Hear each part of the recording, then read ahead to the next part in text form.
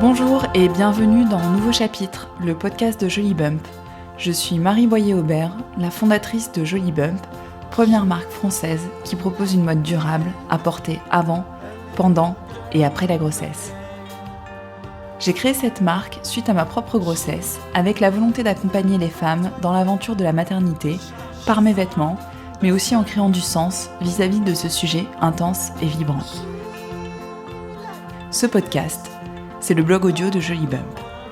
Dans chaque épisode, je reçois une femme pour l'interroger sur sa vision et son vécu de la maternité, sur la relation de la femme qu'elle est à la maman qu'elle est devenue et sur la transmission. Si vous souhaitez découvrir Joli Bump, rendez-vous sur notre site internet jolibump.com et pour vous, chères auditrices et auditeurs, la livraison vous est offerte avec le code podcast. Maintenant, place à l'épisode. Bonne écoute!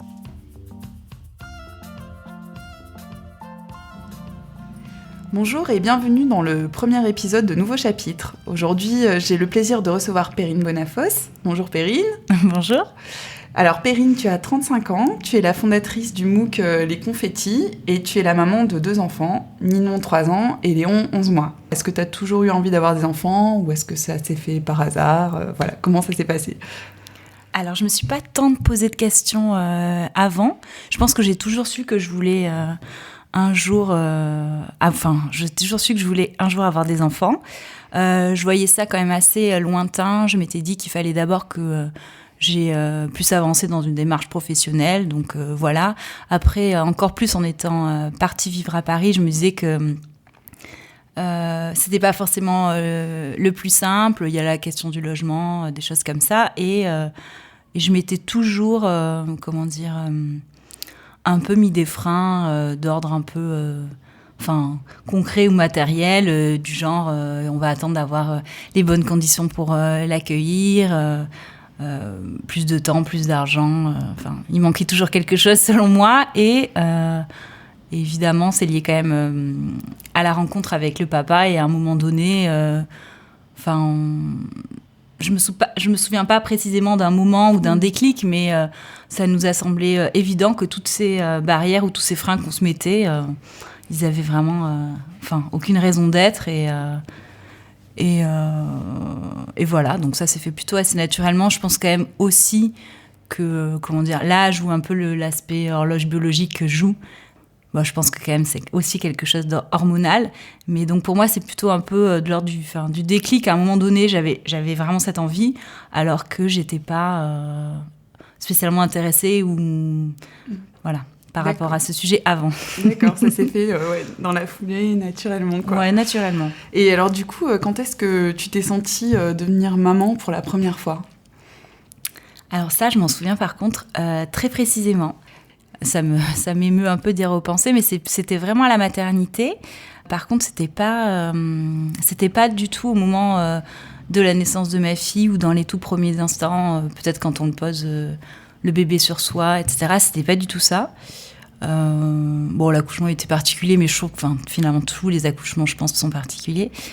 C'était plus tard. En fait, alors à la maternité, je me sentais pas de rester toute seule pour affronter la première nuit où il faut déjà s'occuper de son enfant et en même temps on est quand même pas très en forme. Donc ma mère était restée avec moi. Comme ça, le papa, lui, pouvait un peu récupérer, avoir une vraie première nuit et ensuite se remettre de ses émotions parce qu'il était quand même un peu chamboulé. Et par contre, il est venu avec moi à la maternité la seconde nuit. Et là, je me souviens très bien qu'à un moment, on était tous les 3 sur le lit et lui, il avait notre petite fille dans ses bras. Et franchement, quand je les ai regardés, c'est comme si je nous voyais différemment et je nous ai vus comme une famille. Et ça m'a fait vraiment bizarre de me dire qu'on avait basculé dans quelque chose de vraiment différent. On avait quelque chose d'encore plus fort que juste notre relation d'amoureux. Qui nous unissait. Donc, vraiment, ça m'a vraiment marqué cette notion de basculer dans une famille. Ouais, c'est vraiment, c'est vrai que c'est un point assez étonnant, quoi. C'est vrai. Est-ce que la maternité a impacté ou changé ton rapport à la vie ? Alors bizarrement, je dirais oui en tout, alors que c'est peut-être un peu fort, mais je pense que mine de rien, ça influe dans toutes mes ou nos décisions. En fait, je pense que ça... en fait, j'étais assez curieuse de savoir ce que ça allait changer en moi, parce que souvent, on lit ou on raconte beaucoup que sur certaines femmes, au moment de la grossesse, il y a un déclic qui se crée, elles se lancent soit dans un nouveau métier, ou elles se découvrent un talent ou une passion. Enfin, moi, j'étais hyper curieuse de ça. J'attendais vraiment de savoir ce que ça allait m'apporter ou ce que ça allait changer en moi. Donc, pas de changement de carrière, pas de chamboulement particulier, mais en fait, ça a changé quand même une petite chose, mais qui a un gros impact. Ça a changé mon rapport au temps. Et donc, en fait, pour elle, j'avais envie qu'elle soit, on va dire, fière de moi, bah, du coup, il fallait que je sois fière de moi. Et du coup, ça a impliqué de mettre en place un peu des choses et de se poser un peu les questions... ou de ce qu'on veut faire vraiment, des choses que... Enfin, j'avais l'impression que je remettais ça plus tard en me disant il n'y a pas d'urgence. Et tout d'un coup, il y avait un peu une urgence malgré tout pour elle. Et donc, en tout cas, moi, ça a été le moment où je me suis dit qu'en me posant des questions, j'avais envie d'un projet qui me plaise. Et donc, du coup, j'avais lancé le magazine qui me faisait rêver, quoi. Les confettis. Voilà. Donc, quand même, un petit changement professionnel. Ouais, finalement, un changement professionnel qui était quand même... quelque chose que je faisais déjà, enfin c'était quelque chose qui était déjà amorcé dans mon travail, mais j'allais un peu plus loin, plus pour moi, enfin à titre personnel. Voilà, mais... Donc ça a changé ton rapport au temps. Ouais, ça a changé. Voilà. Ouais. Et c'était quoi ta question C'était en fait, est-ce que ça a changé ton rapport à la vie? C'est ouais, vrai donc que du c'était coup, une question assez large, mais c'est vrai, le rapport au temps, ça fait partie effectivement des choses. Et est-ce que ça a eu d'autres impacts en fait par rapport à ça? Du coup, en fait, ce rapport au temps, j'ai l'impression que c'est vraiment la clé, parce que je trouve que c'est ce qui est finalement de plus précieux et après quoi on court. Et donc ça a changé tout, même dans ma façon de prendre des décisions. Par exemple, sur l'aspect professionnel, ça conditionne aussi les décisions. Il faut pas que ça... les journées n'étant pas extensibles, ce qui avant n'était pas un problème parce que je pouvais bosser jusqu'à... pas d'heure, on s'en fiche, on est tout seul et puis peu importe. Là, maintenant, c'est plus possible. Quand les enfants rentrent à la maison, tout s'arrête, il faut être disponible pour eux. Donc, c'est bien, ça structure. Donc ça, je trouve ça aussi positif. Mais c'est difficile parce que ça implique d'être productif. Donc vraiment, moi, j'ai ce truc-là que je trouve qui est encore... pas complètement fluide et qui me tiraille encore beaucoup parce que moi j'ai besoin un peu de papillonner parfois dans la journée, de regarder plein de choses, de m'inspirer. Mais en fait je peux pas non plus perdre trop de temps parce qu'il faut que je sois efficace parce qu'à un moment donné tout s'arrête, quoi. Ouais. Et autant j'entends certaines mamans qui sont capables de se remettre à travailler le soir plus tard ou j'avoue que je l'ai fait ponctuellement, mais aujourd'hui j'y arrive plus du tout. Je suis le soir, franchement je suis trop fatiguée ou j'ai pas envie voilà, j'ai pas envie de ça, donc ça veut dire que voilà, les journées sont plus courtes, il faut qu'elles soient... très productives. Très productives. Donc des projets sur lesquels j'aurais pu peut-être m'embarquer avant par intérêt, qui demandent du temps et peut-être ils sont moins rémunérateurs ou je sais pas, moins liés directement à ce que je fais. Aujourd'hui, je peux pas me permettre de tout accepter parce que voilà, les choix, il y a des choix à faire plus qu'avant, je trouve. C'est ça, ouais, c'est productivité dans la façon d'organiser la journée et dans les choix et dans le travail, ouais, c'est sûr.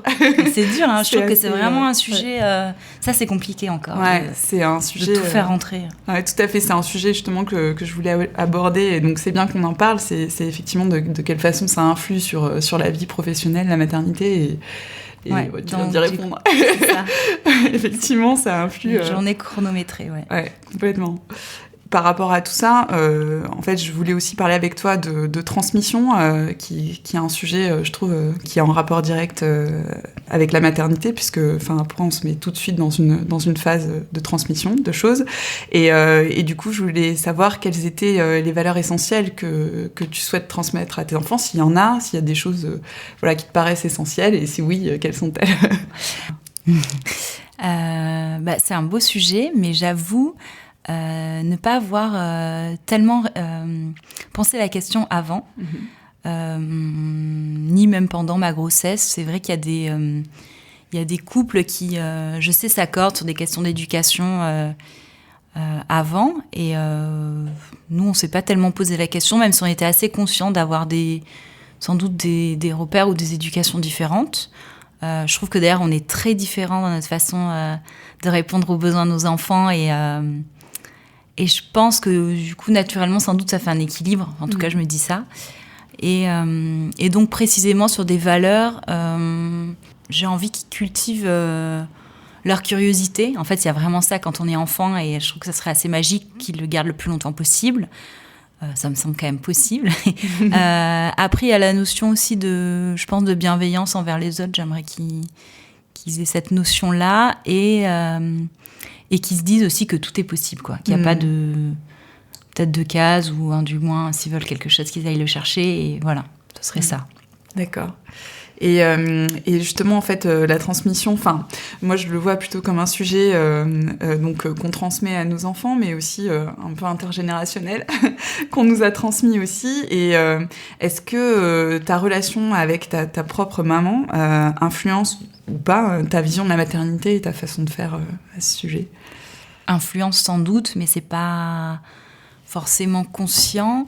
Par contre, le fait d'être devenue mère à mon tour je trouve, m'a rapprochée d'elle. On avait des bons rapports, mais j'ai l'impression qu'il y a une complicité, ou peut-être un peu plus de conseils demandés aujourd'hui. Je prends surtout conscience en fait, de ce qu'elle a traversé elle-même en tant que mère, avec 2 enfants, en étant quand même prise par une carrière, des responsabilités, pas mal de déplacements aussi à l'époque. Donc voilà, ça, je trouve ça... ça me permet de mieux comprendre. Ça me permet aussi de dire, on est un peu dans la même situation, dans le sens où elle comme moi, on n'a pas la famille, en tout cas elle à l'époque, moi non plus aujourd'hui, j'avais pas la famille à côté pour me soulager au quotidien. Je trouve que ça, c'est quand même un énorme point. Ça peut vraiment changer la donne. Et par contre, je pense que c'était encore peut-être plus compliqué à l'époque, parce que les pères étaient beaucoup moins impliqués qu'aujourd'hui. Je trouve que sur ça, il y a quand même eu un vrai changement. Je trouve que les papas d'aujourd'hui sont super modernes, ils font tout comme nous. C'est juste un partage un peu des tâches naturelles qui se fait, mais ils sont quand même super impliqués. Donc, je pense qu'à l'époque, c'était un peu plus les mères qui portaient tout quand même. Donc voilà. Même s'il y a encore des combats à mener, je trouve que sur celui-là, on a quand même fait de sacrés progrès. Ouais, c'est pareil pour ma mère à moi, donc je vois ce dont tu veux parler. Et par rapport à ça, justement, je voulais savoir ce que tu pensais du fameux sentiment de culpabilité qui est ressenti par de nombreuses femmes et de nombreuses mamans. Donc je ne sais pas si c'est quelque chose que tu ressens parfois aussi. Et voilà. Je pense que c'est inévitable. Je pense que de nature, une mère, elle est dans le doute, parce qu'elle cherche toujours sans doute à mieux faire, à voir comment, faire en sorte que ses enfants, soient au mieux. Du coup, voilà, je me dis que c'est quand même un peu structurel, c'est un peu dans notre chair. Après, je pense que c'est quelque chose qui est accentué aujourd'hui. Justement, on parlait de nos mères, à mon avis, à l'époque, elles se posaient quand même moins de questions qu'aujourd'hui. Elles disaient sans doute un peu plus, c'est comme ça et pas autrement, voilà. On a plein d'anecdotes de ce que faisaient nos parents qu'on ne fait pas aujourd'hui, ça nous semble fou. Donc je me dis aussi qu'on a plus d'interdits aujourd'hui. Et je pense que c'est sans doute lié à l'évolution de notre société, c'est sûr, mais comme on est beaucoup plus dans l'écoute aujourd'hui, comme on est quand même beaucoup plus sur le développement personnel, sur le bien-être, je pense qu'on se pose tout le temps plein de questions. Donc, y a ce tiraillement quotidien, donc pour nos enfants, pour nous, pour tout. Donc, voilà, je pense que c'est accentué. Je pense que c'est un peu inévitable. Après, je me dis qu'on peut pas avoir tous les combats, quoi. Je me dis on peut pas briller partout. Moi, comme tout le monde, je suis dans le fameux, la recherche de l'équilibre vie pro, vie perso, mais franchement, j'en viens vraiment à la conclusion que ça n'existe pas et que c'est vraiment, qui dépend de chacun, que c'est un équilibre et voilà. Et je trouve qu'on peut pas mener, c'est vrai, toutes les batailles, quoi. Donc, j'ai un exemple très concret à donner par rapport à ma fille sur ça, c'est que, c'est pas le seul combat, mais celui-là, sur la nourriture, en fait, petite, bon, les purées, tout ça, ça se passait bien. Et du moment où on a basculé sur la nourriture solide, je sais pas, elle a plus voulu manger, c'était très compliqué. Et en gros, chaque moment de repas, c'est une tension pas possible, quoi. Donc, on en venait même à l'appréhender. Enfin, tout était quand même compliqué autour de ce sujet.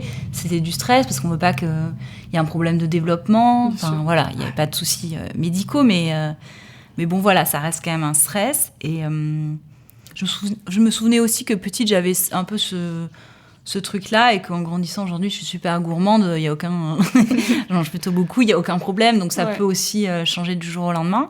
Et en fait, c'est ce qui s'est passé. Un jour, j'ai arrêté de me prendre la tête sur ce sujet. Du coup, les repas sont devenus des moments beaucoup plus conviviaux où on échangeait sur notre journée. Et en vrai, elle mangeait pas du tout plus, mais bon, on se focalisait pas là-dessus.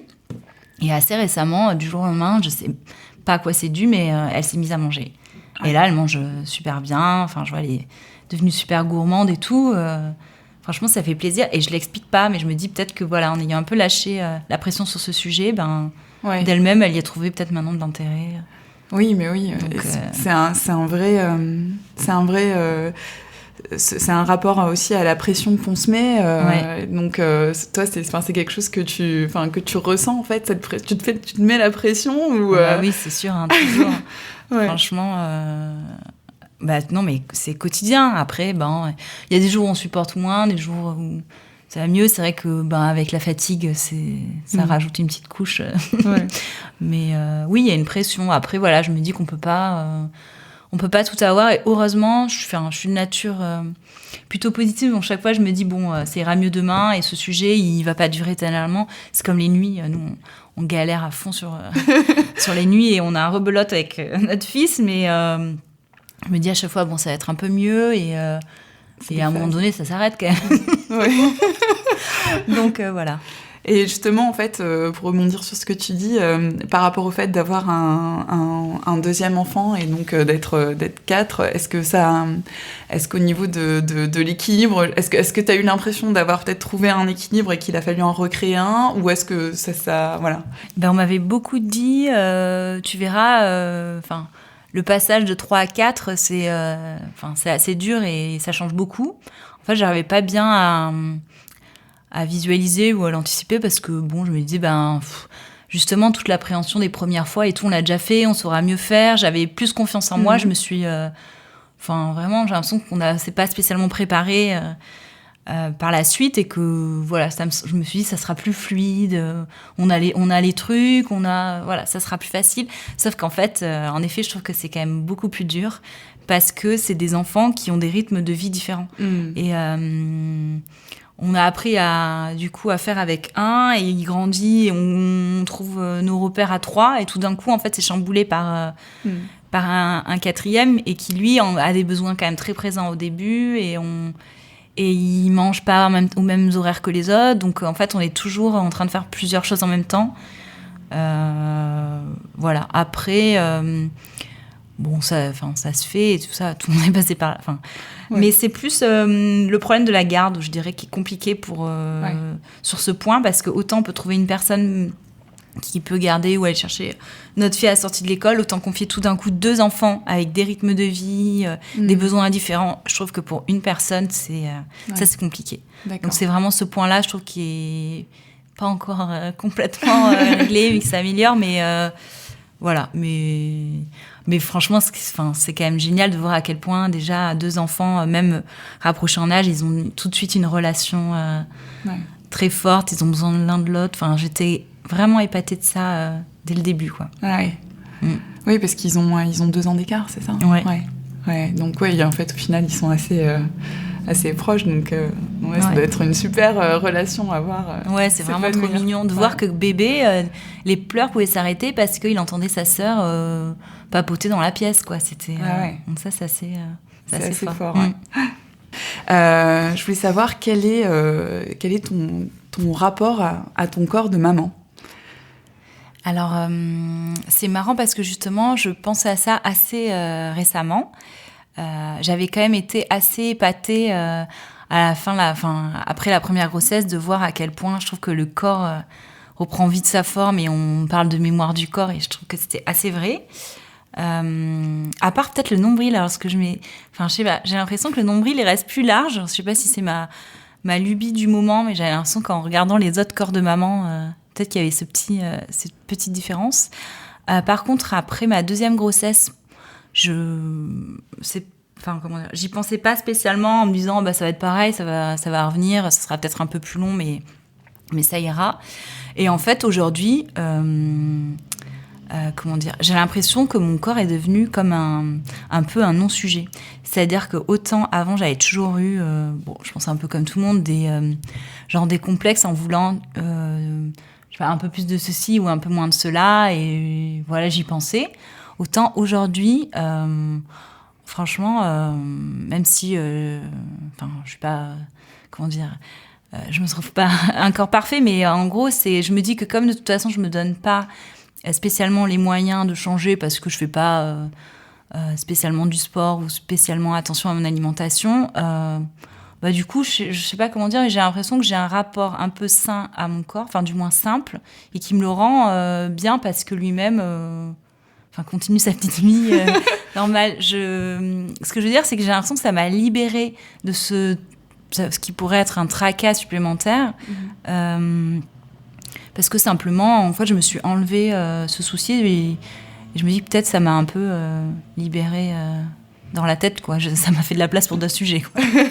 Donc voilà, je trouve que finalement, je suis contente que par la grossesse, peut-être ça m'a réconciliée avec mon corps. Je suis plus indulgente envers ces imperfections ou ces choses qui font partie de moi et que j'aurais peut-être cherché à gommer avant, en fait. Donc, D'accord, ouais, c'est intéressant. Donc la maternité joue un rôle dans l'acceptation de ton corps. Donc. Ouais, on lit souvent qu'il y a des femmes qui du coup aiment bien parfois les stigmates que leur laisse la grossesse parce qu'elles disent que ce corps leur a permis d'avoir leurs enfants. Mais bon, j'ai pas de stigmate particulier parce que j'ai pas de cicatrice ou quoi, mais je trouve qu'il y a ça.